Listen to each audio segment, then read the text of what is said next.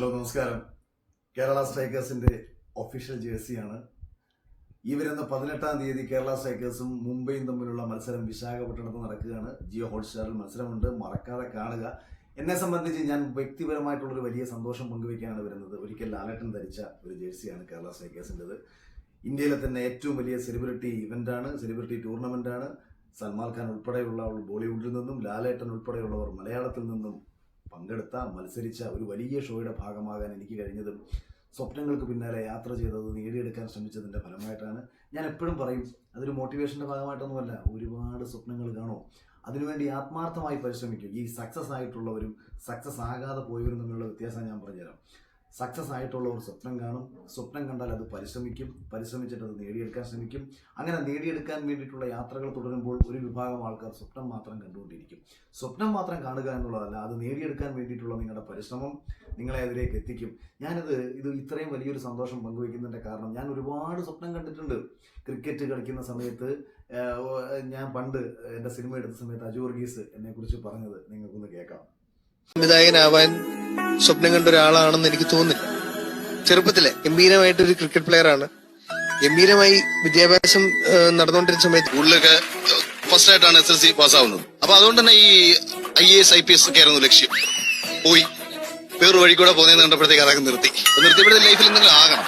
അപ്പൊ എന്നാ പിന്നെ സിനിമ എടുക്കാം. കാര്യം 5ാം ക്ലാസ് തൊട്ട് നാടകമൊക്കെ എഴുതി നടക്കുന്നുണ്ട്. എന്നാ പിന്നെ സിനിമ എഴുതാം. 3 ഫീൽഡാണല്ലോ ഈ ലോകം ഭരിക്കുന്നത്, രാഷ്ട്രീയവും സിനിമയും സ്പോർട്സും. രാഷ്ട്രീയവും സിനിമയും നോക്കാം, സ്പോർട്സ് താഴേക്ക് വരും കുറെ കാലം കഴിയും. ഇതിൽ അജു പറയുന്ന സമയത്ത് ഞാൻ പറയുന്ന ഒരു കാര്യമുണ്ട്. ക്രിക്കറ്റും അല്ലെങ്കിൽ സ്പോർട്സും സിനിമയും രാഷ്ട്രീയവുമാണ് ലോകത്തെ നിയന്ത്രിക്കുന്ന 3 മേഖലകൾ. ഈ 3 മേഖലയിലും കേരളത്തിൽ നിന്നുകൊണ്ട് ഇതിൻ്റെയൊക്കെ ഭാഗമാകാൻ അവസരം ലഭിച്ചിട്ടുള്ള ഒരാളാണ് ഞാൻ. സിനിമയിൽ വലിയ നേട്ടങ്ങളൊന്നും ഉണ്ടാക്കാൻ കഴിഞ്ഞില്ലെന്നുണ്ടെങ്കിലും സിനിമയിൽ ഒരു എഴുത്തുകാരനും ഒരു സംവിധായകനും ഒക്കെ ആയി മാറാൻ കഴിയും. ഒരു സിനിമയിലാണെന്നുണ്ടെങ്കിലും എനിക്ക് നായകനായി അഭിനയിക്കാൻ കഴിയും. അതോടൊപ്പം തന്നെ ബിഗ് ബോസ് പോലത്തെ ഒരു വലിയ റിയാലിറ്റി ഷോയിൽ പങ്കെടുത്ത് അതിൻ്റെ വിന്നറാകാൻ കഴിഞ്ഞ പാൻ ഇന്ത്യൻ ഷോ ആയതുകൊണ്ട് തന്നെ അതിൻ്റെ ഒരു റീച്ച്. പിന്നീട് ശാരീരികമായിട്ടുണ്ടായിട്ടുള്ള ബുദ്ധിമുട്ടുകളും മറ്റും കാരണം ക്രിക്കറ്റുകൾ 2010 ഉപേക്ഷിച്ച് പിന്നീട് ജോലിയും രാഷ്ട്രീയവും ഒക്കെ ആയിട്ട് പോയതാണ് ആ യാത്ര. പക്ഷേ അന്ന് സ്വപ്നം കണ്ട CCL എന്ന് പറയുന്ന യാത്ര ഇന്ന് ഇവിടെ സംഭവിച്ചിരിക്കുകയാണ്. കേരള സ്ട്രൈക്കേഴ്സിന്റെ ഭാഗമാകാൻ കഴിയുമ്പോൾ എനിക്ക് ഒരുപാട് നന്ദി ഉണ്ണിമൂന്നനോട് എന്ന് പറയുന്ന എൻ്റെ പ്രിയപ്പെട്ട ക്യാപ്റ്റനോട് പറയാനുണ്ട്. കേരള സ്ട്രൈക്കേഴ്സിന്റെ ടീം മാനേജ്മെന്റിനോട് പറയാനുണ്ട്. എന്നെ ഇതിലേക്ക് വിളിച്ച ശ്രീനാഥിനോടും ഗോകുലിനോടും ഒക്കെ ഇതിന് നന്ദി പറയാനുണ്ട്. അപ്പം ഒരുപാട് വലിയ സന്തോഷം ഞാൻ നിങ്ങൾക്കായി അറിയിക്കുകയാണ്. നിങ്ങളും കൊച്ചു സ്വപ്നങ്ങൾ നേടിയെടുക്കാൻ വേണ്ടിയിട്ട് യാത്ര തുടരും. ജീവിതത്തിൽ എല്ലാത്തിൻ്റെയും ഈ പറഞ്ഞ കണക്ക് ഒരിക്കൽ ധോണിയെ സ്വപ്നം കാണാൻ വേണ്ടിയിട്ട് ഞാനൊന്ന് സ്വപ്നം കണ്ടു. പിന്നീട് അദ്ദേഹത്തിനൊപ്പം ഒരു പരസ്യം എനിക്ക് ചെയ്യാൻ കഴിഞ്ഞു. അദ്ദേഹം ഒപ്പിട്ട് നൽകിയ ക്യാപ്പും ബാറ്റും ബോളും ഒക്കെ എൻ്റെ വീട്ടിൽ എനിക്ക് സൂക്ഷിക്കാൻ കഴിഞ്ഞു. IPL പോലത്തെ ഒരു വലിയ മേളയിൽ അവിടെ കമൻട്രി പറയാൻ പോകാനുള്ളൊരു ഭാഗ്യം ലഭിച്ചു. അങ്ങനെ ജീവിതത്തിൽ ഒരു കാലത്ത് സ്വപ്നം കണ്ടതൊക്കെ ചെറിയ രീതിയിലെങ്കിലും നേടിയെടുക്കാൻ കഴിഞ്ഞതിൻ്റെ ഒരു സന്തോഷം ഞാൻ നിങ്ങൾക്കായി അറിയിക്കുകയാണ്. അപ്പോൾ തീർച്ചയായും നിങ്ങളും സ്വപ്നം കാണൂ. ആൽക്കെമിസ്റ്റ് പറഞ്ഞതുപോലെ ആത്മാർത്ഥമായി നിങ്ങൾ പരിശ്രമിച്ചാൽ, നിങ്ങൾക്കൊരു ലക്ഷ്യമുണ്ടെങ്കിൽ, നിങ്ങൾക്ക് അതിലേക്ക് എത്താൻ വേണ്ടി നിങ്ങളുടെ പരിശ്രമം ആത്മാർത്ഥമാണെന്നുണ്ടെങ്കിൽ അത് നേടിയെടുത്ത് തരാൻ വേണ്ടിയിട്ട് ഈ പ്രകൃതി മുഴുവൻ നിങ്ങളെ സഹായിക്കും. അതിന് ചെറിയ കുഞ്ഞു ഉദാഹരണങ്ങൾ ഉണ്ടെന്നുണ്ടെങ്കിൽ അതിൽ എന്നെയും പെടുത്താവുന്നതാണ്.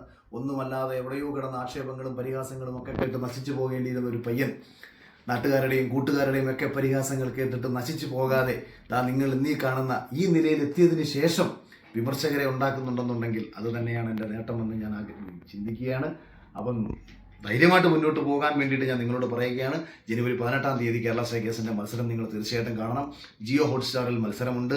ഞങ്ങളെ സപ്പോർട്ട് ചെയ്യണം, പ്രോത്സാഹിപ്പിക്കണം. ഇത്തവണ ഉണ്ണിമൂന്നൻ നയിക്കുന്ന കേരള സ്ട്രൈക്കേഴ്സ് കപ്പടിച്ച് തിരിച്ചു വരാൻ വേണ്ടിയിട്ട് നിങ്ങളെ കാത്തിരുന്നോ. കപ്പടിച്ച് തിരിച്ചു വരും.